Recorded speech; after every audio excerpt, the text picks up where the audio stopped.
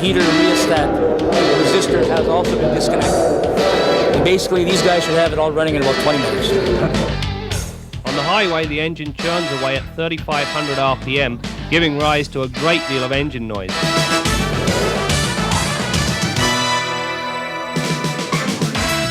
Motoring 91 is brought to you by Quaker State. Quaker State, one tough motor oil. Have you ever rented a car? Sure you have. We all have at one time or another. Not much to choose from though, really, except small, medium, and large, right? Well, the times are a-changing. As you can see, I'm surrounded by exotic cars. Ferraris, Jaguars, Rolls-Royce, Lotus. In fact, this is the brand new 1991 Lotus Elan. And guess what?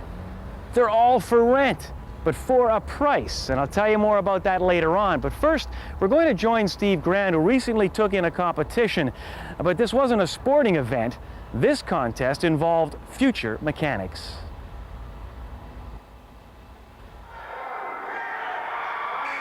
This competition brings together Ontario's top high school mechanics in, of all places, an arena. The 10 teams you see here are from high schools all over Ontario. They're each working on identical vehicles. Now, each van has a work order on the windshield identifying 8 bugs or problems with the vehicles. Now, the idea here obviously is to finish first, fastest time, but you don't want to get too bogged down on the clock because quality is important. At the end of this competition, the judges go over these vehicles with a fine-tooth comb. Now, you're probably asking yourself, what could they possibly do to these minivans that would stump these kids?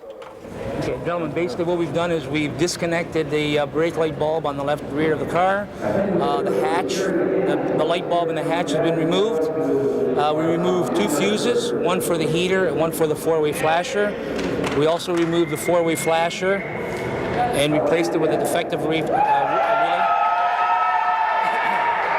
We must have a winner. The engine faults were 2 spark plug wires crossed and a fuel pump relay removed and replaced with a defective part. The temperature sending unit wire was also disconnected and laid hanging, and the heater rheostat resistor has also been disconnected. And basically, these guys should have it all running in about 20 minutes. But speed is not the only criteria. These future technicians had to spend some time in front of a desk as well. The final score will be determined from not only time to repair the vehicle, the amount of defects repaired, as well as where they placed in the written exam. So the whole competition comes into play like for a final score. Also, we have a 90-minute time limit, but if they take the full 90 minutes and have a perfect vehicle, chances are they could win. Someone who's done in a half an hour without a perfect vehicle may lose, even though they've finished earlier. And just a half hour into the competition, and the team from Ancaster is already putting its tools away. These may not be the winners. Finishing first does not declare the winner. Okay. It's on the number of demerits. The car now has to go through an inspection procedure. Oh, sure, spoil the parade. Well, actually, as it turned out, the judges did find a minor defect, and Ancaster didn't even make it to the top 3. We'll be back this afternoon as well, and we really won't get into it until tomorrow when we get back into class. But they've done very well. I'm proud of them. You should be proud of them, too. Is this the rest of your automotive class? It is indeed. They follow me everywhere. So how did your team do today? What happened? Well, they were first to finish, and that doesn't mean that they've won, but they should have finished fairly well. They've had one little defect in their workmanship. Something was that close to being a perfect vehicle. But as far as I'm concerned, we've already won by virtue of being here, and at the same time, the quality that they have demonstrated here today. They have demonstrated excellence. The hardware ended up in the hands of Dunville Secondary School. Their strategy was simple. Don't overlook the obvious. The most important thing they say is a visual inspection. Even in the manuals, they say to do a visual inspection first. So we picked up a few things on that, and then that just led us on our way to the other problems.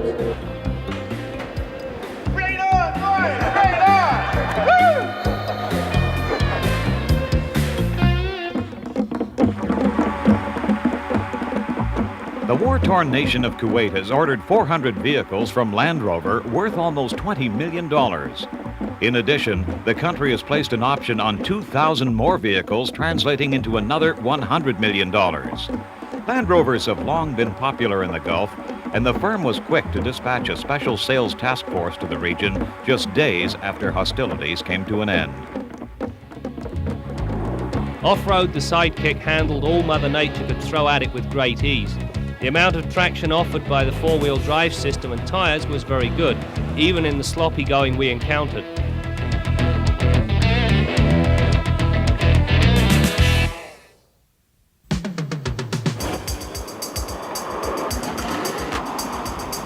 Test Drive with Graham Fletcher.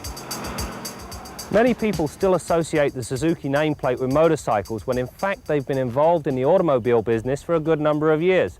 This week on Test Drive, we look at the newest Suzuki, the four-door Sidekick. The Sidekick's sassy, sexy and even cute appearance holds some pleasant surprises for the occupants. Inside, all passengers are treated to a high level of safety, comfort and room. There are 3-point seat belts in all 4 positions, as well as adjustable headrests front and rear. In the rear, even with the front seats fully back, there is plenty of legroom, and even basketball players wouldn't have a problem with the amount of headroom.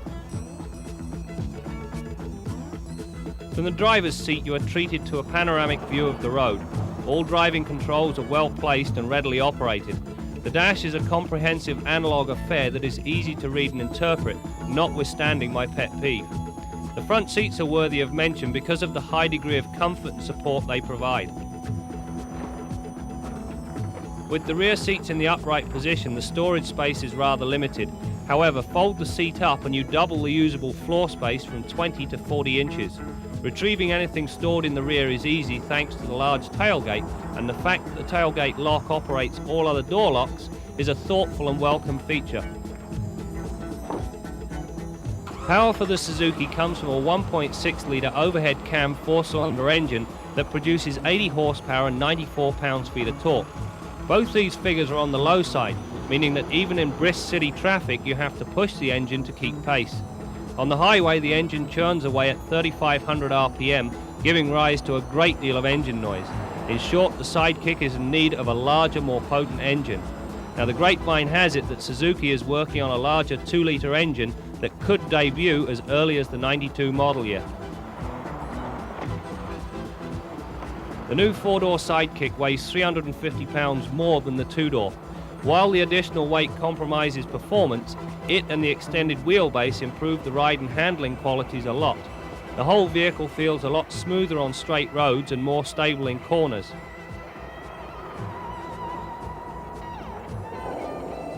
High winds and highway speeds are a bad combination. The Sidekick becomes quite a handful under these conditions. In fact, the susceptibility to side winds caused me a great deal of concern. Before you venture off-road, remember to lock the front hubs. If you don't, you cannot shift into 4-wheel drive without getting back out again to engage them. It saves you one less chore when you're off-road. Off-road, the Sidekick handled all Mother Nature could throw at it with great ease.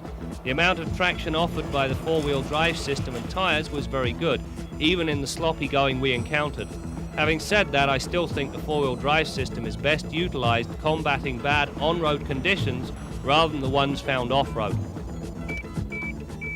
My pet peeve on the Sidekick has to do with the tilt steering.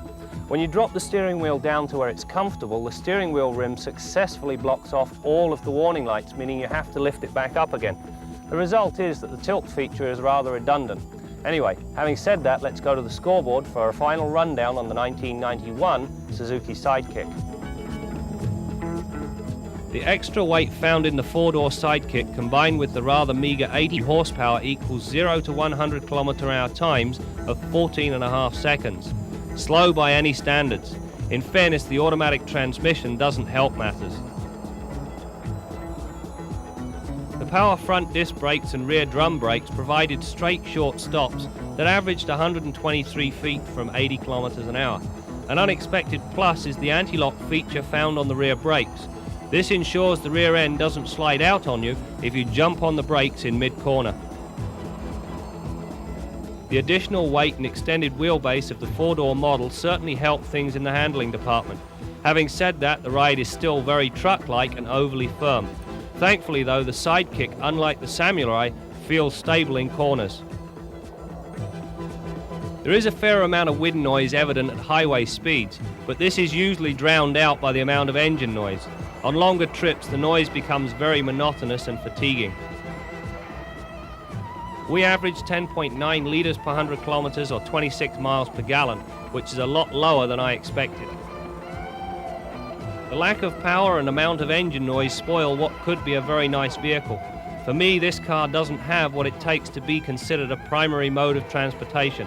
However, when viewed as a second car with the added security of four-wheel drive, it becomes quite an attractive purchase.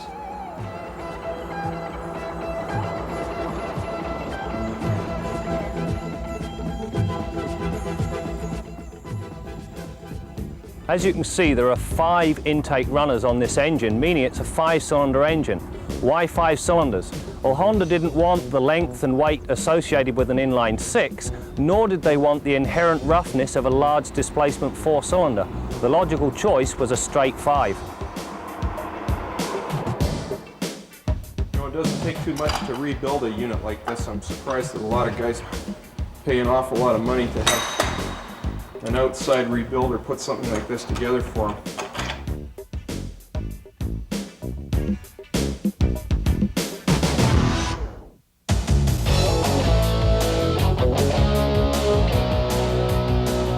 If you have any comments or suggestions, drop us a line at Motoring 91, Post Office Box 284, Station J, Toronto, Ontario, M4J 4Y1.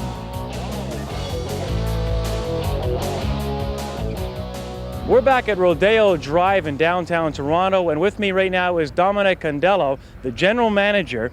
And Dominic, we're surrounded by exotic cars, but none of these cars are for sale. They're all for rent. How come? Well, Brad, we're coming out of a recession right now, and a lot of people don't want to spend the money in buying any of these cars. So what we do is we're offering them that they can rent the cars, take them out for a day, a weekend, and not have to spend the $100,000 or $50,000 or $60,000, what it may be. These are exotic cars, though, so I assume they have exotic prices when it comes to renting. Well, when we get into the higher line, like the Ferraris or the Lotuses, we are getting into the higher prices, yes. Give us an idea. Well, to rent a Testarossa, you're looking at about $1,499 a day. Whereas the Elan, you're looking at about $350 per day. We have special packages for the weekend, of course, but you know, they're not that far off the prices. I think they're very good prices for somebody that wants to go out and give somebody a birthday present or go to a wedding or, you know, any special occasion. What about kilometer? Do you pay by kilometer? Yes, you do. On the high-end cars, the sports cars, what we do is we charge about 70 cents a kilometer. Insurance must be high. Well, it is high, but in proportion to everything else, I don't think it is that high. You're looking at about $48 on most models. Well, good luck with it. Thank you very much. All right, we're now going to leave Rodeo Drive and head to the shop, Bill Gardiner shop, our resident mechanic. Now, normally we find Bill under the hood talking about cars. Well, this week we convinced Bill to shut the hood and talk about Bill Gardiner. After you've made your visual inspection, start the engine and make sure that damper in the air cleaner snorkel closes. If it doesn't, start tracing the vacuum system backwards until you find the problem. Here's a tire that's well worn, but evenly worn all the way across. You can see the wear bars exposed on this tire right here. Here we have a couple of units with classic examples of radiator failure. Here's what you want to check: the constant velocity drive joint in here and the corrugated boot that protects it. Now here's that starter motor you just saw a minute ago on the pickup truck. Each week, Bill Gardiner shares with us his wisdom of the car. He offers us tips on maintenance and tries to simplify a subject that for many can be confusing and downright intimidating. But who is this guy, and has he always been a mechanic? I came out of high school and needed a job. I'd been working part-time in a garage, and the fellow at the garage said, well, why don't you start your apprenticeship under me? So I learned from that particular fellow that I worked for part-time, and I did my apprenticeship under him, got my license all at that same shop. And I never really decided, there was no one set time where I decided to be a mechanic. It just kind of happened, It was something that I was comfortable with. I already had a few tools and a little bit of know-how, and thought I knew what I was doing, but I found out the hard way that there was a lot more to learn. And I think it's something that's really got to be in your blood. You know, you're destined to do that because it sure doesn't make any sense financially, or it's not the greatest job in many respects, but I don't regret it. Sometimes a mechanic has not got a good reputation with the public. Is some of it justified? Is the mechanic changing? What are your feelings on that? Yeah, some of it is justified. Of course, in any trade there are guys that you know tarnish the trade, and mechanics is of course one of those. It just happens to be a pretty high-profile thing. You know, everybody's got a piece of machinery that they need serviced, and so you hear lots of stories about mechanic shops, and but there's a lot of good guys that are very honest and straightforward. It just happens to be a very expensive type of business to run, and a lot of people aren't aware of the things that add to your overhead, and they just see that hourly, you know, wage, hourly shop rate figure on the wall there, and they figure that well, the mechanics are just making a fortune there. But that really, you know, those big numbers that you really see just really represent the overhead of maintaining a business operation of that nature, and you know, they don't really reflect the wages of the men that work in that trade. A lot of people are in the Although Bill has complete confidence when it comes to tackling problems under the hood, he does admit to some apprehension when we approached him to go in front of the camera every week. It was tough at first. It was really tough, and you know, I felt pretty guilty about the amount of tape that we wasted on flubs at my end. It was really difficult. If you have an older car where that system has gone into failure and you're about to empty your wallet to repair it, think twice, because I can tell you you're going to spend a lot of money resurrecting those old systems, and you may never get them right. Till next week, I'm Bill Gardiner for Motoring 90.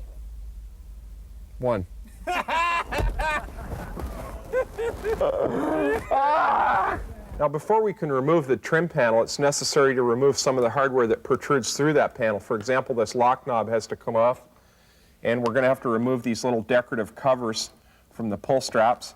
They just pop off real easy, as you can see. You know, hopefully we've got a few pointers across to people. I get a lot of feedback from people that I bump into at restaurants and coffee shops, and they say, oh, you know, seeing you on the show, it's really good. They really, you know, I've never had anybody come up to me and say that it's that I've done something poorly. So I'm happy in that respect. People seem to really enjoy it, and get, you know, they all have a little tidbit that they remember about each show, and you know, there's usually one key thing that you've helped them out with.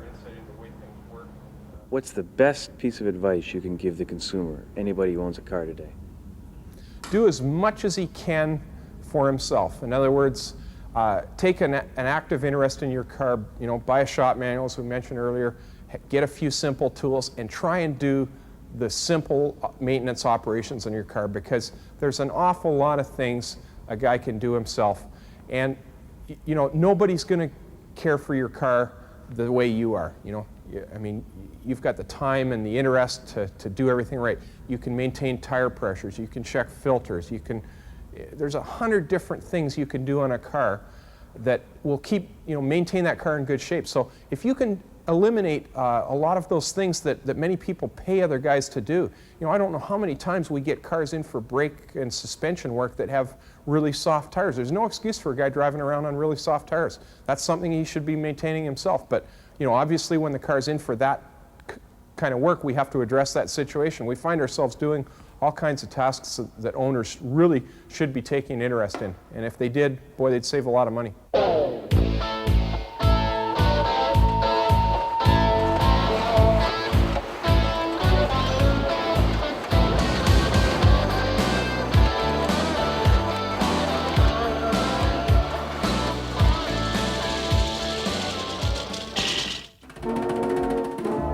Turn the key, open the door, and your stereo has been ripped off. The Stereo Saver keeps your car stereo from falling into the wrong hands. When you park, just take it with you. Your presets are kept in a memory thanks to an external rechargeable battery. The Stereo Saver works on most cars.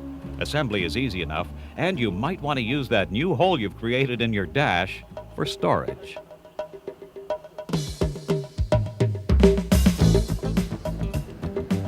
Want to go into the moving business? We'll tell you how next on Kenzie's Corner.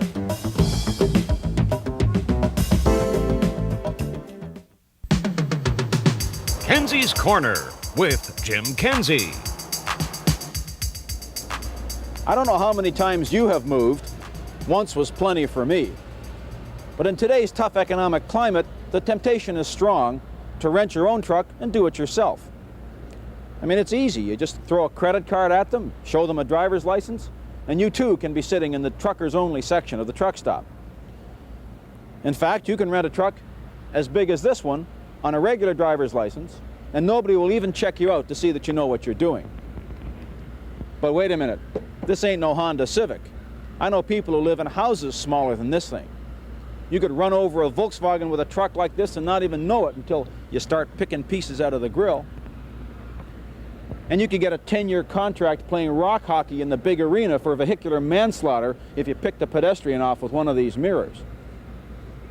Now, some professional truckers rent trucks like this when their own rigs are in for service. But for the most part, rental trucks are being driven by rookies. So if you spot one of these guys, give them a big berth.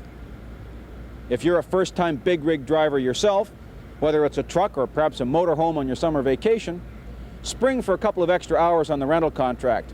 Take it out to a deserted street and get some practice with how the thing steers, how it maneuvers, and most important, how long it takes to stop one of these things. Don't let your adventure in moving end up in the courthouse, or worse still, in the hospital. I'm Jim Kenzie.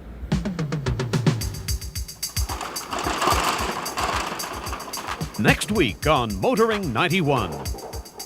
Actually, it looks like a relatively simple car, but to design it to get everything to work and fit into a relatively compact space was rather difficult.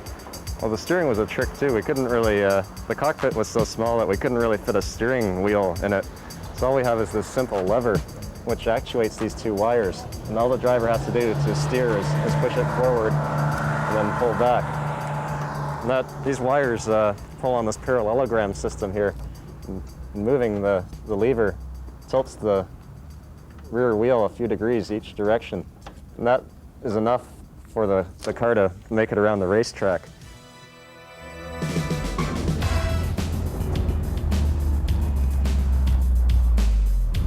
How do you like it? 1991 Lotus Elan, brand new.